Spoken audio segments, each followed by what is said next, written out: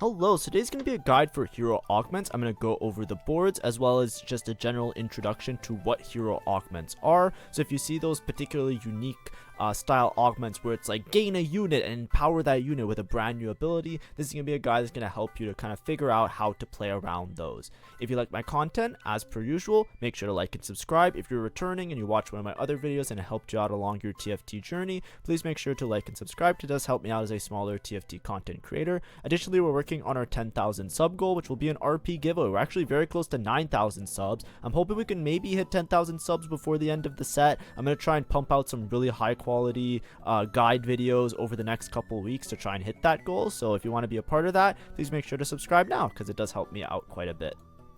So what are hero augments? Now, this is just a term that people use to describe these augments, but typically you'll hear hero augments or empowered augments or whatever. The idea is that it gives a new ability or it powers up a particular unit. So the idea is like, hey, gain a unit and now this unit now has a special new ability and you want to structure and make your entire game plan around that new unit that's basically going to behave differently than they normally would. Usually it makes unique boards and itemizations around the hero unit. The idea is that unit is now going to be your new carry, your new tank, your new whatever. It's going to be a unique board that plays around that unit, which also makes them really fun but also very risky because obviously you're playing some off the cuff kind of unique style of board that's not typically how you would play around the unit. Typically these also revolve around low cost units, so in this case in the current set I believe there are 6 of them. I might have missed one, but I'm pretty sure there's 6 of them, and they're all silver augments, and there's 2 gold augments, and they all revolve around 1 and 2 cost units, and one of them is a 3 cost unit. So they're all geared towards re-rolling that low cost unit, making like a 3-star giga unit, and hopefully that becomes your new like special board that you would play around.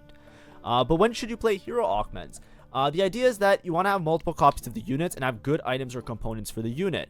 This will sound really familiar, and that's because it is. It's something that I say a lot of times when I'm talking about rerolls. You want to be able to reroll the hero unit. If you do not have a good spot for reroll, typically when you look at your spot for reroll, you want to have early items, you want to have early copies of the units, and you want to have if you don't have items to slam, you want to have components that make sense with that unit as well. You want to treat it like a reroll, right? If you don't think your reroll spot is good for the hero augment, then you should not play it. These are very, very sometimes food. I don't think any of them are so broken that you just click it and you win. I think often you can grief your game very easily because you're forcing yourself to play around a specific comp that requires specific conditions, and if you don't meet those conditions, it's GG. Things are going to go really poorly really fast.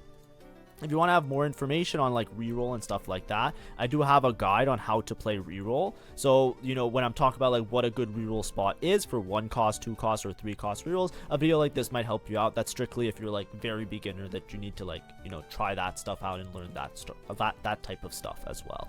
But anyways, I'm going to give the examples now, which is just going to be me going through them. I don't know if I'll have time to add dividers, so it should just be in alphabetical order. I tried my best, and then like by tier as well. So, we're starting with A, which is Adaptive Strikes Jax, basically. So, Adaptive Strikes, Jax, typically, he's a Bastion, a frontline unit, mostly a tank. Adaptive Strikes turns him into a carry. You gain a Jax, your strongest Jax attacks deal bonus magic damage every 3rd attack, and it gets stronger each time. So, this doesn't scale over the course of a game, it scales within a round. So you just basically he'll start attacking, and then he gets stronger each time, and now his ability, instead of it being more tank oriented, it will now grant extra attack speed, so it'll basically pop off to a point where he's just auto attacking a bunch. So it basically turns Jax from a frontline Bastion unit into an auto attacker.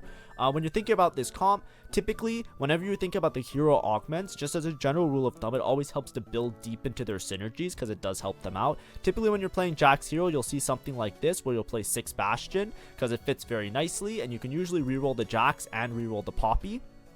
Additionally, you might look for a backline carry, which we'll talk about in a second. But for the Jax, you want him to auto attack. You want him to auto attack very frequently. So something that helps units auto attack very frequently, especially if they're a melee unit, is a Quicksilver. Quicksilver gives you a bunch of attack speed, and it also makes you immune to CC, like it makes you immune to stuns. So basically auto attack uninterrupted, which will help him stack up his new ability where he's basically gonna be doing bonus magic damage every 3rd attack. Additionally, you usually want some survivability on your frontline unit if he's a melee style unit, so then a Bloodthirster works really well. In the stats, it also says that a good option on Jax is Titans. I'm not sure if it's skewed for the Gargantuan Resolve augment. There's an augment where it's a prismatic, I think a black market, where it makes like the Titans give you a lot of extra stats, so it works really well if you put on like an auto attacking frontline unit, which Jax has become via the hero augment. So, but I think general recommendation is that Titans works well because it's kind of like a melee item and it gives you like a bunch of stats so long as you can stack it up, and because the Jax is auto attacking a bunch, he will stack up the Titans. However, you could go for more damage because Titans feels a little bit like low value because like, especially if you don't have Gargantuan's Resolve. If you have a Gargantuan Resolve, it's obviously going to be good, but because you have Bastion, you already have a lot of armor, so it feels like a little bit of wasted stats. So typically here I would look for like something else to do damage. Something that I like a lot is looking at your exotech item, and if you have a good exotech item, to use that instead. It just helps out with your itemization of other units. Specifically, Hyperfang works really well. You can actually go double healing and just make him an absolute demon. It gives you a lot of base stats, which, you know, is what you're playing the Titans for anyways, right? The attack damage for the auto attacks and then ability power for the bonus magic or the bonus damage that he kind of scales with a little bit. And then additionally, it also has like this stored damage effect where it can do additional damage that way. So that can work really well, and that's what I would recommend when playing this. Additionally, because you want the Exotech item, typically you can fit in Exotech with Bastion because it's Sejuani pretty easily. So in your backline, you have a variety of different backlines you can play. If you want to play this as a, you know, squint and look and it's like a 6 Bastion style comp, you could also just play like Morgana, Dynamo Bastion, which looks like this. Typically you're itemizing Poppy, Morgana, and Jhin in this case. This can work out sometimes, it's just that it makes it a little bit hard because Morgana items are very particular. Additionally, what you could also do is you could just play around like, you know, rolling for a marksman, usually 1 cost, so it's efficient. So you can go for like a Kindred 3, and then you can cap out your board. Sorry, not marksman, you're looking for a rapid fire, so you can go for like a Kindred 3, and then you can also pop in a Zeri, and then you can have like your front line that's really hard to deal with. Jax does a bunch of damage, and then Zeri can kind of finish them off, and you can go for like a typical Zeri build. Additionally, if you have a good Exotech item for Zeri, Pulse Stabilizer, or otherwise, like as your first Exotech, you can also play around the Zeri with one of these items. Exotech is also a lot stronger right now, but I wouldn't recommend playing this line in particular with like a 7 Exotech. I just think that it's too difficult of a line to play because like then you're not rolling for Poppy either, and your board's not going to be super stable until you make it to level 7. And then like, you know, if you're rolling for Jax, it just makes it a huge mess because you won't be able to make it to level 7 and play around those high cap boards. If I'm recommending this comp, I would say this comp isn't that great, so I would not click this unless I have a really good spot for it. If you want to know more about this comp in particular as well, I try and do this, but I've just been struggling because I'm not top 4ing with a lot of these hero augments because I think they're all kind of shit. But specifically the Jax one, I do have a video on it. Adaptive Strikes. If you want to see how I played it and played through it, there's actually a video that I released a couple days ago, so you can check it out. Just search it up on my channel and then you can see gameplay of it as well. Next we have Button Mash. So Button Mash is very similar to Jax in that we're taking a Bastion unit and making it into an absolute demon. So this is the gain of Poppy, and then Poppy now does a 3-hit wall up. It's actually similar to like some of the other ones that we've seen in the past, like Witchy Wall Up, I think it used to be called in set 11 if I'm not mistaken. But basically Poppy just becomes an absolute melee monster which just does an insane amount of damage. So once again we come back to a board where we're playing probably around 6 Bastion. Except now we're itemizing Poppy as a melee style carry. Because the Poppy, I can't show you the updated ability, it's just gonna be your old ability. She now just does like a 3-hit Giga combo, and it actually does an absurd amount of damage, to the point where this one is actually extremely strong and likely pretty broken. This is one of the best of the hero augments that exists, and I think like, you know, if you have a spot for it, you can play it pretty safely and not be too worried about it. But typically what you end up doing is pairing Jewel Gauntlet with Hodge. Why is that? Well, the Poppy's just doing like intense burst damage. So she's just casting and doing like a shit ton of just banging her hammer, right? Hand of Justice is a crit glove item. It gives some omnivamp, so it gives survivability. It's a melee style item, and then it also gives AD and AP, which can help out the Poppy just to survive, right? As well as to do damage, right? Does the two things together. When you pair a crit glove item with something like a Jewel Gauntlet, she's doing AP damage when she casts, when she does her whole Witchy Wall Up thing. The Jewel Gauntlet makes her abilities crit, which can absolutely scale up her damage to an absurd level. and it also gives her a bunch of critical strike chance. So with the crit glove item, right, if you use a Hodge with the JG, now you're making it so that the Poppy is likely to crit because you're giving yourself a lot of critical strike chance, which makes her ult a lot more menacing. This Poppy can absolutely melt front lines and even wrap to back lines very easily because she just does 3 hits and then she jumps to a new target sometimes if she's like in between her 3-hit combo. So it's actually like absurdly strong and really powerful. As a last item, typically she just does so much burst damage at once that a Bloodthirster just usually makes her unkillable. Like you just put another healing item on her and then she just heals back to full instantly because she just does so much burst damage in one particular swing. So it's just absurdly strong. Of course, when you're playing around a 6 Bastion frontline, you have some flexibility with your backline. In this case, 2 options, right? You can play around Morgana Reroll, similar to like how I was talking about the Bastions before. The Ms are a little bit particular, so it might be really hard to do this, but you could just play like a Dynamo Morgana style board that looks something like this, you know, 6 Bastion Morgana. That's a comp that exists in the game, and you can just play it with Poppy doing some extra damage, so it just kind of has like a dual carry setup. But if you really want to play into it, the proper way I think to play it is usually around playing Cyber Boss. So if possible, you want to make it to level 9, such that you can play 6 Bastion for Cyber Boss. I don't even think Vigor is that essential because a lot of times, even with the Ziggs, you have enough extra damage. As long as you get 4 Cyber Boss on this Poppy, she actually becomes a Giga Demon. You cap extremely high because she gains so much HP that she just lives forever, and the rest of your units kind of clutch up and do the rest. This board is absurdly strong. It's insanely powerful, and this is actually a hero augment that if you think you have a good spot for, so if you have like components that look like you can make these items and you have a couple copies, I generally recommend doing it. I think this board caps really high around the 4 Cyber Boss, where you can actually do absurdly huge damaging things. Of course, you can also reroll the Vigor if you're stuck at a low level looking for the Poppy 3, and then you also have like a Vigor reroll mixed in with this type of setup. But of course, what I would always recommend is, you know, hit your units, make sure you're stable, and then push for the high cost units, because I think for Cyber Boss Kabuko 2-star is probably going to cap you a lot higher anyways. Next, we have Seasoned Assist by Vi. So, or the Vi hero augment. So now we gain a Vi. You're gonna see a similar trend of like frontline unit becomes melee carry. That's typically like what happens with a lot of these hero augments. But now your strongest Vi gains attack speed, and her ability dashes to the furthest enemy within 3 hexes, stuns, and deals bonus physical damage. So the Vi kind of becomes like this melee unit that jumps around. Now the 3 hex range is a little bit awkward sometimes, just because you know, it's not enough to like snipe a backline typically. So a lot of times she'll be jumping between frontline units before she actually makes it to the back line. But when you're playing around this comp, similarly to some of the other ones, you want to play deep into the Vanguard trait because you want this Vi to just live forever ideally, right? Give her as much of her stats as possible, or give her as much stats from her synergies as possible to make her an absolute demon.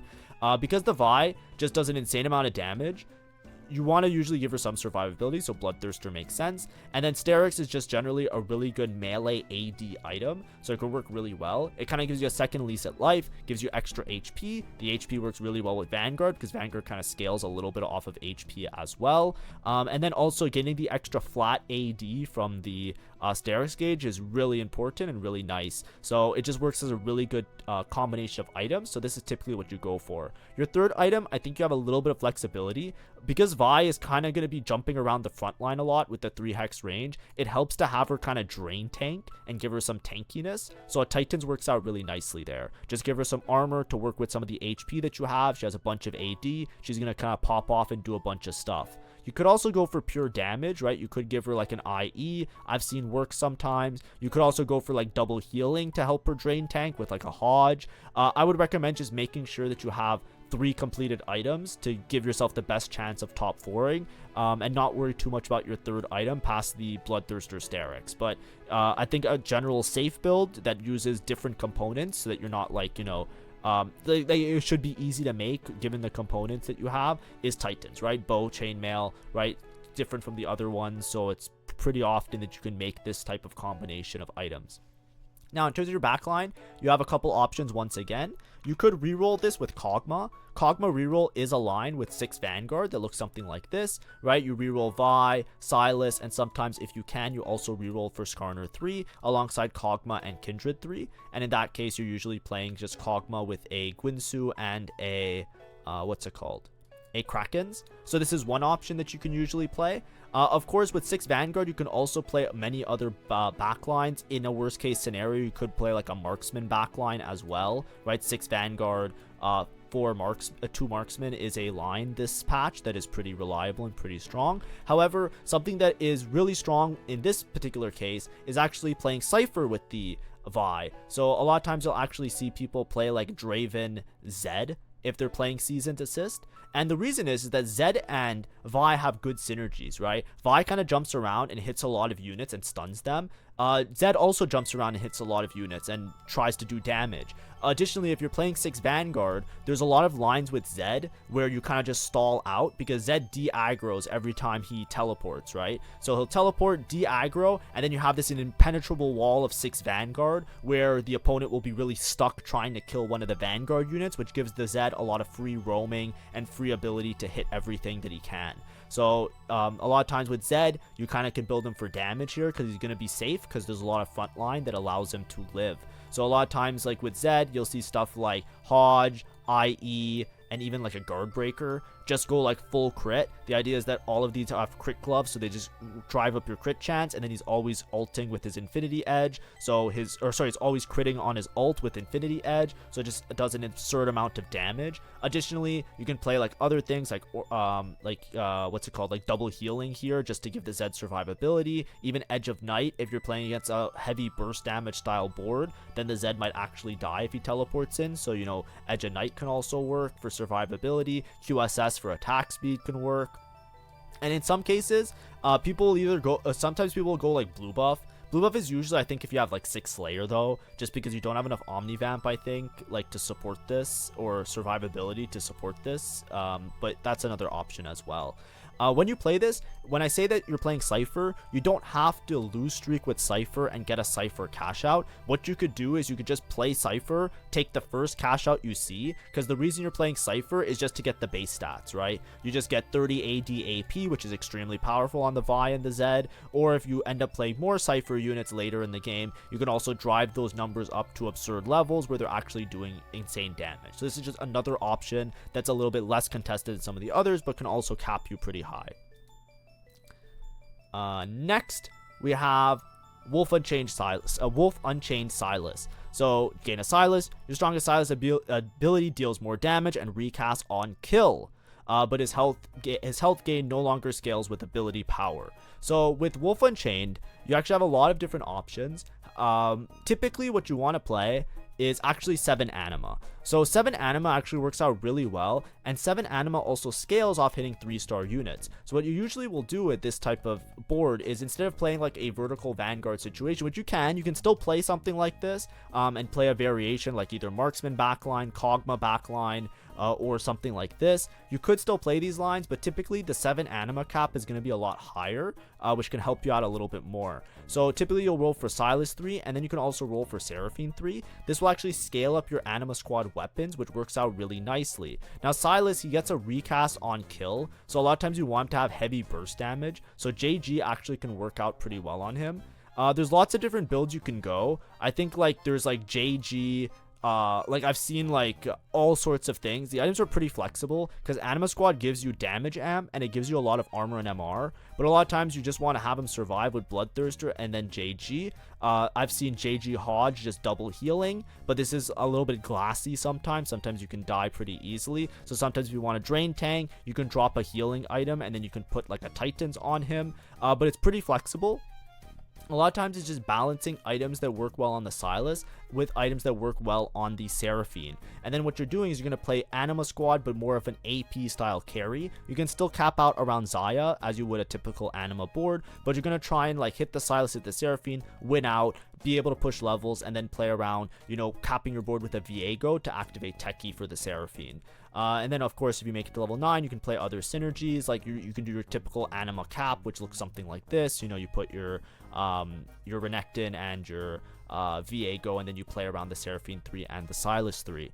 Of course, you should always be careful with the items, because your item economy might be a little bit awkward. This is one of the hero augments that I will err a side of caution, right? I think the Vi one, you have a lot of flexibility, so it's generally pretty strong. I think the Poppy one is very strong. It's just a really good augment, so that one you can typically play a lot. But I would put Silas similar to the Jax one, very specific, and be very careful, because especially if you play this and you're contested anima, like if somebody else just decides to play anima in your lobby, it's pretty much a death sentence, because if you don't make it to 7 anima, like if you cannot hit Silas 3 and then also make it to level 8, level 9 and play Leona and Xayah, this is probably going to be a bot 4. And there's not many other pivot options, because the Silas on his own isn't, to me, as good as like the Vi on her own. Vi has a lot of flexibility playing around 6 Vanguard. I feel like the Silas doesn't quite work out the same way. So, you know, be very careful with this one is what I would say. I would not necessarily play this from any spot. I would make sure that I have a really good spot for it. Make sense? Hopefully makes sense. Next we have Alter Ego Rost. This one, I actually don't know how strong it is. Sometimes I see it pop off and sometimes I don't. But, you know, similar to before, you know, let's take a frontline unit and turn them into a melee unit. So gain a Rost. Your strongest Rost enters Shadow Assassin form, and his ability is replaced with a dash and a 1 hex spin. If it kills, immediately cast again. So this is another one similar to Silas where you want to get a kill. However, this Rost actually does an insane amount of damage. It's very committable, but it's actually very strong. There's many different lines you can play. Similar to the Vi board, you can play a very similar way as the variations I showed with Vi, except you can just put the items on Kayn.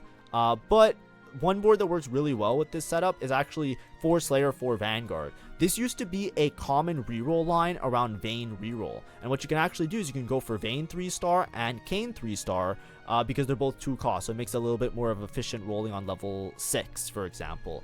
When you're playing around this though, typically your item priority for Rost is going to, I say Kayn or Rost, I know it's Rost, whatever. But your Rost items are going to be for getting that kill. So the most important thing a lot of the time is IE, right? And you guessed it, Hodge, right? We're trying to make that full crit build that you just get a crit on your ult, and you're trying to get the ult kill so that you can reset. So basically you're getting the Hodge, which gives him some Omnivam, and then you're going for IE, which is going to try and get that ult to crit and then do a bunch of damage. Your last item typically is going to be an extra damage item. You can go for another guard breaker, right? Just go full crit, give yourself some damage amp. I've also seen people go like double healing, like Hodge for like, you know, make sure they giga crit so he gets the kill, because if he resets and he gets to spin, then this guy just spins forever and he just does like insane nasty stuff, right? Because he gets that reset on kill. But you can also give him survivability, go double healing as well, because that can work out really nicely, especially when you're playing into Vanguard. Additionally, you could play, like I said, a 6 Vanguard setup. You could also play a Divinicorp setup, right? You could just play like Slayer Divinicorp, which is a standard line. This comp works really well, especially if you find an early Garen. Because if you're able to like put Slayer on the Zed as well, then you can just give him a bunch of extra AD, which works out really nicely. So you can play it very similar to like Divinicorp Zed, except you're going to be itemizing Kayn and Zed in this case, and then play like that. And when I say Divinicorp Zed, what I mean is that you would drop some of these, and then you would play more of the like, you know, drop Vayne as well, and then you can play like, you know, full on like Divinicorp. This one's a lot riskier, right? I think it's like higher cap, because in the best case scenario, you're basically playing Divinicorp Zed, but you have a secondary carry in the form of the Kayn. But I would not recommend this unless you have like a particularly high roll spot, like you just hit the Kayn instantly and you're really strong, such that you can push the levels and then play this board, but plus a Kayn 3.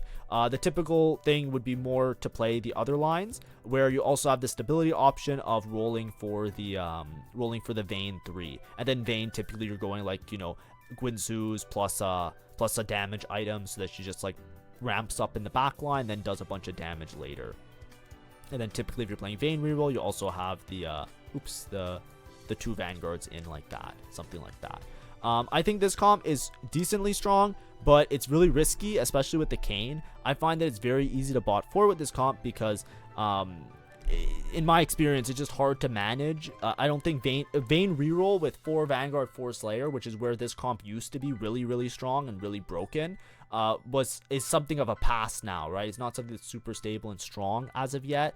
And if you're trying to roll for like Jarvan 3, Senna 3, which is like the new way to play Slayers, kind of, that's a lot harder to do, and it's often way more contested, and it's like, you know, not the same level as the canes, so it makes everything a little bit more awkward and a little bit harder to do. So I would be careful playing around this one for sure.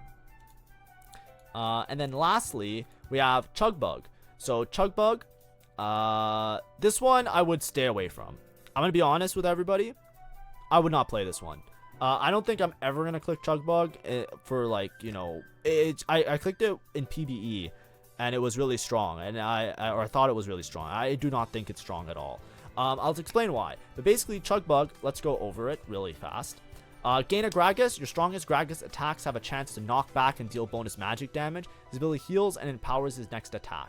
So Chug Bug works pretty cool. Like, it's one of the more fun ones, I would say. But basically what happens with Chug Bug is you put your Gragas somewhere, right? And then your Gragas just kind of like does this thing where he's attacking, right?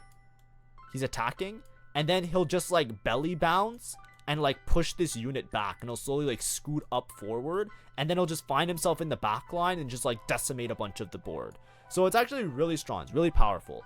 It's really cool. However, the problem is that the board that you usually have to play with Gragas is really awkward. So with Gragas, if you try and play deep around bruisers, you typically end up playing like the Fiddlesticks reroll style of comp. The problem with the Fiddlesticks comp is that the items are very particular. Usually if you're playing it, you either have a really good Fiddlesticks spot where you have an artifact that you're dedicated to Fiddlesticks, or you have a bruiser emblem that you're dedicating to Fiddlesticks. And either way, no matter what you're doing, you're typically trying to make archangels on the Fiddlesticks. So you're typically, like, you know, prioritizing like specific components. Like, you know, Fiddlesticks, a lot of times you put double archangels on him, right? So when you have items like this, it's hard to prioritize both items for the Gragas and items for the Fiddlesticks, and that's what makes this comp really weak or really difficult to play. Additionally, they changed Redemption into Anima Visage, which has since nerfed this comp dramatically, because Redemption used to heal like adjacent allies, which made like the Fiddlesticks comp a lot better. Now that it only heals the singular unit, you actually get a lot less value off of the 6 bruiser front line. So since that happened, this comp has been really risky and really hard to like actually convert to a top 4 because of the specific items, and then the fact that like the front line could sometimes collapse. It's not as easy to keep it up. But anyways, if you have a spot to play it, typically what you go for with the Gragas is just making him auto attack a bunch and get his cast off pretty easily. So a lot of times you'll put a Bloodthirster and a Titans, right? You're trying to make him drain tank. Here you're a bruiser, right? Titan makes a lot of sense because you're a bruiser. You have a lot of HP. Titans gives you some armor and MR, so you get some resistances there, and then it also stacks your ability power, which you're auto attacking. It stacks your attack damage, which you're auto attacking, and also your ability power, which then scales your newfound ability. Your last item, you actually have a lot of flexibility, I think. Sometimes people will just put QSS. It just makes it so that he just attacks more frequently. He has the tankiness to sustain himself, and then, you know, you just get the auto attacks off, and then you just get him to move and get his whole bumping effect going so that you can, like, you know, decimate the backline, go do something over there. Also, you can play more into like him just doing a bunch of damage. I've seen archangels work on him sometimes, like, you know, it's just really hard if you have Fiddlesticks and this guy and they all want archangels, but it basically just makes it so he like nukes, he lives forever and then he nukes them at the end. Even like a JG, just to make it so that when he ults, he just does like an insane amount of damage. But like I said, it's really hard to get good Gragas items where it makes sense on him, and then also have good Fiddlesticks items, and then also have good tank items. Because if the Gragas is going to do damage, you still need a tank, or else your Fiddlesticks is just going to die. You know what I mean? Like, it's just a very hard comp to play, so I would definitely steer clear of this one, unless there's like some sort of change in the way the comp works that makes it a little bit better. Maybe playing around a different backline, but it's really hard to find another backline to play around the bruiser board in particular. So that's where this one kind of stands. Additionally, I don't think I have a slide for it, but I just want to talk really quickly about artifacts for all of them. So we're actually going to go back to the top, and this is just going to be a little closing note, but these are going to be some other options. So some things make these really broken, but usually you can't really plan around both of them because all of these you get around 2-1. But if you're in Artifact Galaxy, some of these can be a lot better for particular reasons. So for example, This one, you know, you could argue that you could put Flicker Blade on the Jax. He can also work okay with range, because then he just becomes a backline ranged unit. So something like RFC could also be somewhat good. But I think none of those are that great. The main thing that you usually play with him is scoped weapon. If you see scoped weapons and you're playing Jax hero, then it's broken, because then he just becomes a backline unit. Scoped weapons is like the best thing you can hit. So scoped weapons Jax, that's one of the conditions you want to see, and then you can go really, really ham with that. With the Poppy, typically just strong the way it is, so you don't have to worry too much about that. Vi, for example, Vi is really good with a lot of the artifacts that just help her to one-shot, because then she can just delete a backline unit. So even stuff that makes her teleport is pretty good, because then you just start on a backline unit. But typically the one that that I like to see is what's it called? Silvermere Dawn.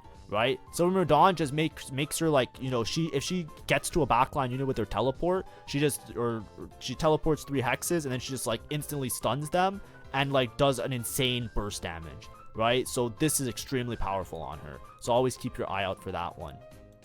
And then the other one, Silas one, usually you're just playing around Anima. The other one is Kayn. Kayn has a lot of win condition artifacts as well. I've seen him do okay with Silvermere, but I actually don't like the fact that it reduces attack speed so much. The one that I think is really broken with him is Prowler's Claw. Prowler's Claw, this guy just spins and does everything. This actually gives you exactly what you want. It gives you attack damage and crit chance and HP. So you have HP to survive, crit chance to crit, and attack damage, the base stats, so that you actually like do a shit ton of damage. So if you're ever seeing Kayn, I think Prowler's Claw is like giga broken on him. It actually works really well. He just like spins around and kills everything and just jumps around with the Prowler's Claw. It's actually absurd. And then obviously with this one, we know how artifacts work, because you put all the artifacts on the like, that's like the main way you would play this if you're playing around Fiddlesticks, right? You would get your what's it called, your snipers on Fiddle is like one of the best things.